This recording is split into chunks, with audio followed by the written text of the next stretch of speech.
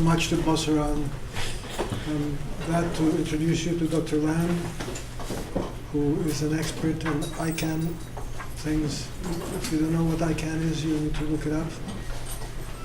And he is going to tell us the mysteries of DNS, security extensions, and some more stuff. So let's welcome our speaker. Okay, well, it didn't have to be that formal, but okay. Yeah, my name's Rick Lamb. Just a quick little bit about myself, because, well, we all like talking about ourselves. Anyway, I've been a geek since I was 6 years old, soldering stuff, tubes, transistors, IC chips, software, mainframes, and now, all this kind of internet stuff. I've been doing it my whole life. Eventually, they let me into the school called MIT, a little trade school right by Harvard. I don't know why. When I graduated, just before I graduated, one of the thesis advisors, so this is what you really want to know. Your thesis advisors know much more about you than you think. He pulls me aside and he says, we saw your application come across our table so many times, we just had to give you a chance. And so persistence, it actually paid off for some of us. I got bad grades, D's and C's and everything. Anyway. So after MIT, I did a couple startups, continued to just geek around, work on stuff, and I built some stuff called a network address translator, which is what's inside every single access point that you have at home and stuff like this. Allowed you to share one IP address with something else. Microsoft called up one day and says, what will it take? So sold that. I sold a couple of small companies as well. Didn't make tons of money, My wife and I have a car. So lots of cars. But it was really amazing how easy I thought it was to do business in the U.S. And so since then, I've been going around. I'm an American. I shouldn't have said U.S. I work at ICANN, so most of my work is international. That's why I wanted to distinguish that. But I go around the world telling people how easy it is to do things. As long as you understand a little bit of the business background. And I am purely an engineer. But I learned very quickly that filing a patent is not necessarily an evil thing. How many people in here know what open source is? Open source software. Good. I'm just trying to gauge where you guys are. I need to know where you guys are. DNS. How many people know what DNS is?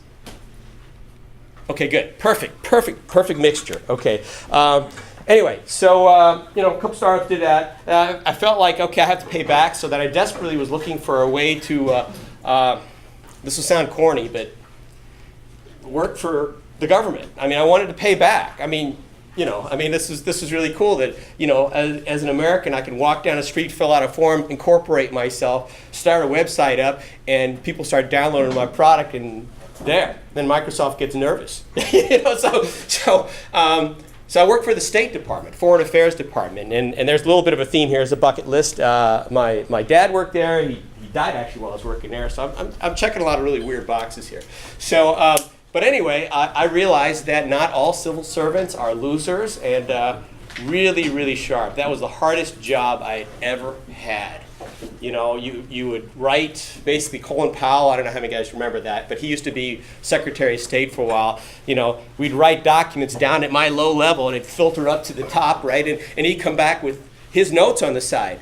So again, this sounds corny, but I was like, wow, I'm exchanging scribbles with this guy, and we're talking about what the U.S. position is regarding internet and various things like that, and very different. Nothing to do with soldering iron or building anything else, but I tell you, fun stuff. If you guys ever get a chance, I know most of the engineers I think in here, but if you ever get a chance to stick your toe in that kind of weird other space, do it. They need us. Okay? The biggest problem I found there is there's a whole bunch of people that have absolutely no idea about technology, and they're making the rules. It's gotten better with some of the IoT stuff recently. IoT, right? Everyone know what that is? Internet of Things? Okay? There are a few buzzwords. Anytime you talk to anyone, you want to say blockchain and you want to say IoT. Okay? and you think you know what you're talking about. All right. Enough about me. Then I started working for a company called ICANN because another bucket list thing for me was I always wanted to live on the beach in LA, and we did. It was great. Except my wife had to drive up the 405 every day up this highway, and she just got so angry and upset that we had to move. So now I live in San Francisco. All right. So Yeah, I know, not much better, right? Actually, I live in Petaluma now, because we did live actually in town for a while, and even that was 2 months. So now we live in Petaluma, right nearby here, which is great. And that's why it was really nice that George had this invited me to do this talk. Okay, so I heard DNS. Give me an idea what else. What are you guys focusing on? Cryptography on this side of the room. PKI. Know what that is? No. Okay. Public key infrastructure. Yeah. It's some people. Okay. Good. This is good. I'm trying to gauge this. All right. Okay. All right. So let's start this, because I'm told I have a very hard limit here, and there's going to be some interaction here. All right. So recently, I work at a company called ICANN. I'll say something about ICANN in a minute. It's a nonprofit organization that does not control the internet, contrary to what a lot of people think. It makes sure people coordinate things. Don't pick the same domain name. Don't pick the same IP address. Blah blah blah. It's been around since 1998. Okay. But the thing that I've been working on is one of the first points in the internet where we would have some cryptography and some keys, some actual security built into the infrastructure, into the core infrastructure. And it's been a long slog, and I've been involved very intimately with some of the key parts of this cryptography system here called DNSSEC. And then recently, Hollywood has picked up on this. And it's like, first of all, if you're a politician, politicians hate the light, right? That just makes them scurry around like cockroaches. I know, I work in it's really, they hate when I show up. So this is not really good for us either. You don't really want to be inspected. Anyway, you got lemons, make lemonade, right? And so I'm going to play this. This is, I think this is from Elementary or Elemental. There's a series. I don't watch much TV. My wife controls remote control, so I know all about Housewives of Orange County, but I know nothing about this. Okay, but this is a very popular series. So I'm going to play it, and he doesn't get it all wrong. We don't know how your group works. You guys don't exactly advertise your methods. Based on what we do know, it looks like the first step to taking over the internet. If that's what you think, then you understand very little. By all means, enlighten us. The internet is built on the premise that when people type in the address of a website, they are sent to the legitimate version of that site. When the 7 of us would meet up, we would verify that every entry in the online phone book was legitimate. If we didn't, a bunch of fake sites would pop up to steal users' personal data, plant spyware on phones and computers. So, 7 people verify every website on the internet? We use an algorithm to do it. What happens if someone gets their hands on that algorithm? Well, they couldn't. Not without these. Danilo, Lucas, and Tate Orvis had those cards. What are they? When the algorithm isn't in use, it's divided into 7 parts and stored on hard drives. The drives are kept in safes, locked with these.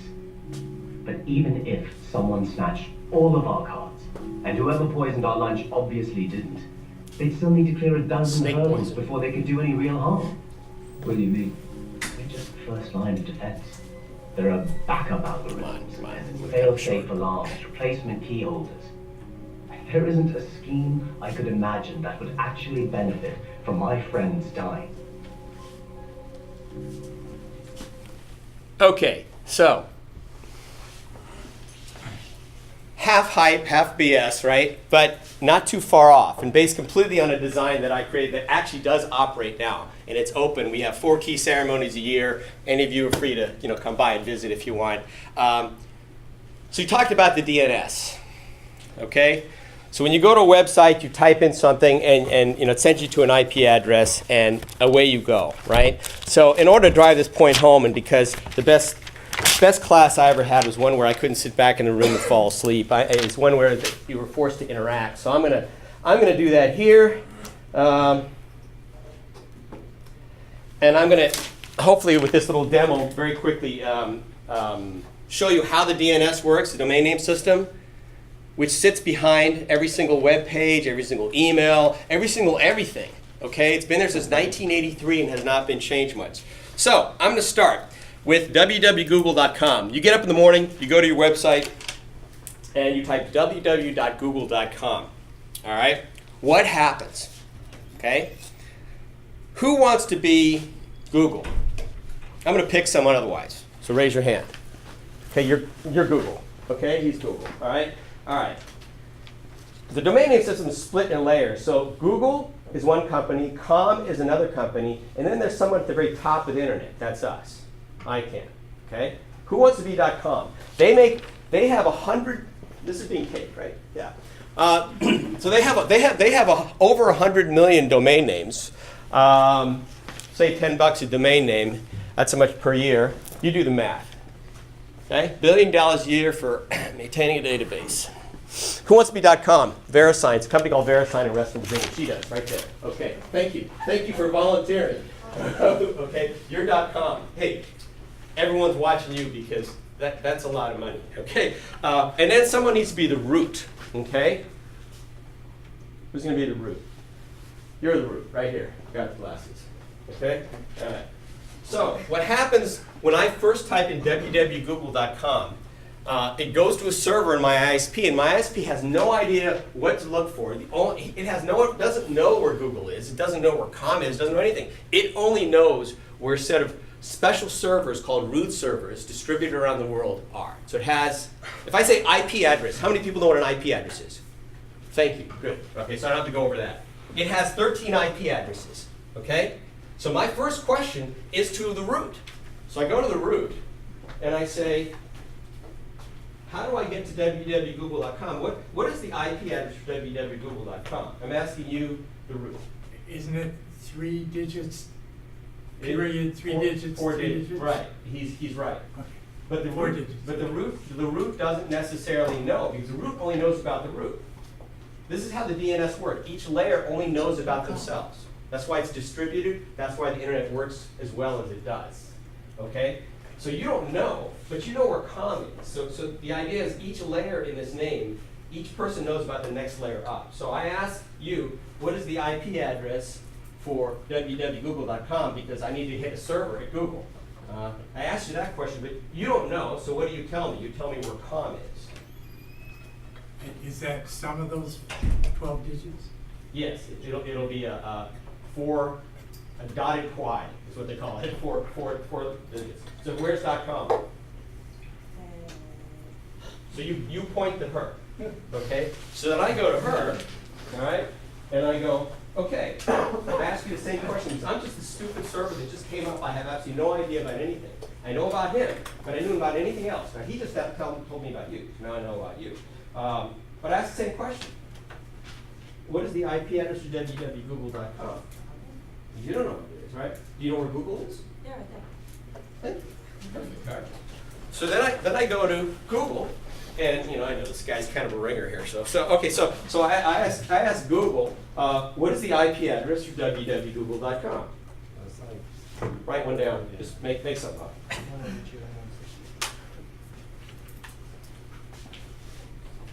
Good. He picked the right kind of numbers. Okay. So he picked 4.5.6.100. Okay. Now, if we were done with the internet, that's it. We're finished. This is the next step that my browser would take is send a packet directly to this number, 4.9.6.100. Okay? And it'd come back and say, yeah, what do you want? You'd say, get a page. Page comes back, you see it, you go back, you go to your bank account, and you do your transactions. Okay. What's the problem with this, though? I don't know this guy from Adam. I don't trust. Why should I trust you? More specifically, why should I trust the result that he's given me? Okay. So what I'm going to ask him to do is, could you put your signature here? Don't use your real signature. Okay? It's just something. Okay. All right. So now, this is something called digital signatures, and I don't know if you've covered this in your classes or not. But now I have a number and a signature that attests that this is the right number. Okay, for Google. So I feel much safer. This is cryptographically signed. Okay, so I can. This is how you go to an SSL site, a site with a lock on it. This is how you can trust this stuff. Okay, but the problem here is I'm looking at this signature. How do I know that's his signature?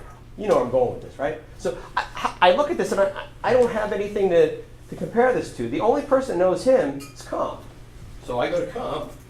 I don't think this jacket off is too hot here. So I go to Com and I go, is that my Google signature? Sure, yeah. Okay, can you attest to that? Put your signature right beneath it. Don't give me your nose. Okay. All right. Perfect. Okay. So now I have com signature. Okay. You know, $1 billion a year for sitting on their hands. I didn't say that. You know, whatever, right? Right. So you know that's pretty good, right? But I guess who knows com? I don't know com. Okay. The root knows com. So I go to the root and I say, is that com signature? Well, can you attest to that somehow? There you go. Perfect. So now I have the root signature. So what have I just done here? Now I have a chain of trust.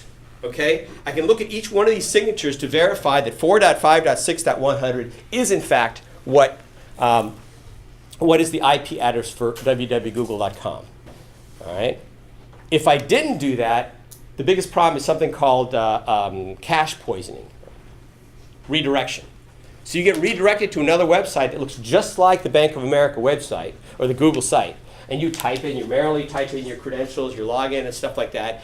And you know, usually what happens is the attacker will then just say, you know, error, because he's already got your username and password, and away we go. That's DNSSEC. All right, done. I'll go home, right? No, done. Okay, that's what DNSSEC is.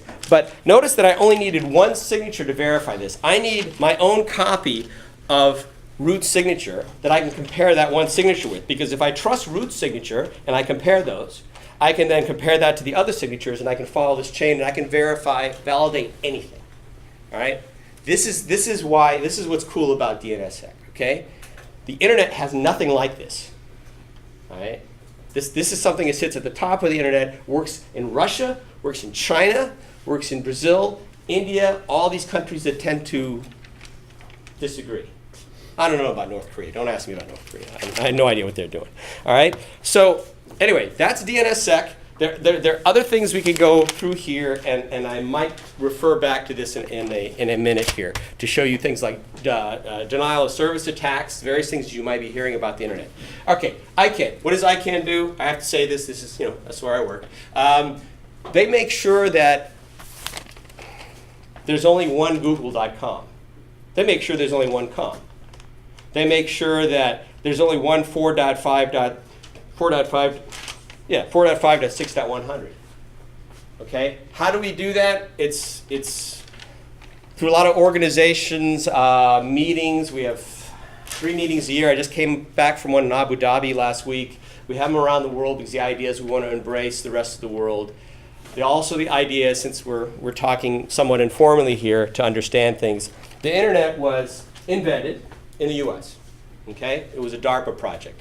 So consequently, the internet grew here first. All right? There used to be, up until last year, a little bit of a very minor government oversight of ICANN from the Department of Commerce. Okay? But look at this from the outside. Look at this from the Russian point of view. This stinks, right? Why is there one? And literally the Chinese would always go up to the microphone and go, but one government seems to have a special seat at the table, right?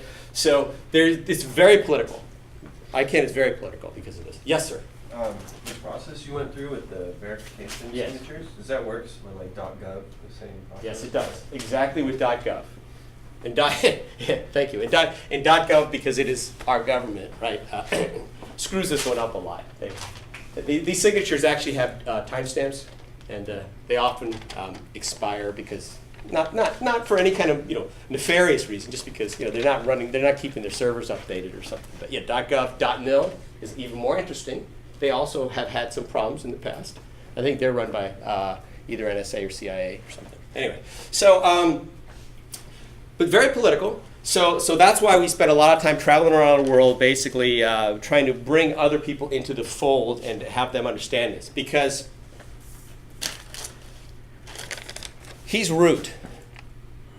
Why is he root? Why can't you be root? Why can't you be root? Why can't that set of numbers that I initially asked to say, I know nothing, help me find www.google.com, who said it had to be that set of numbers? Nobody. Not even employees in ICANN get this very often because, well, yeah. Any poli-sci people in here? Good. They're poli-sci people, right? So they don't really know what's going on, right? So they're not technical, right? So they really didn't get this. that it's really just a popularity contest. That's all this is. We happen to be the ones there first because the internet was created in the US and it kind of grew 1998, 2000, and someone needed to kind of manage this set of, coordinate these things so they didn't overlap. We used to have a guy named John Postel, but he passed away in 98, and the government said, oh shit, we need somebody more, so we created ICANN. But it's just a popularity contest, all right? What would happen if there were 5 of these guys, right? He's one root here. So let's say you're a root, you're a root, you're a root, and we all asked different roots when we first came up. We would not get to the same website anymore. It's called fragmentation of the root or alternate root. And if you ever say that in a bunch of politicians, in an office of politicians, they'll all freak out. Yes, sir? Could you repeat why we can trust the first root, the root key? I didn't understand that part. Why do we, at the very end of that exercise? I it. Yeah. We trust it because But we don't know who he is either. we don't know who he is either, but we've chosen to pick one. That's the point I'm getting at here, is that we've chosen, we meaning the internet community as a whole, has said, you're the word, we're going to use ICANN's root key, trust his key.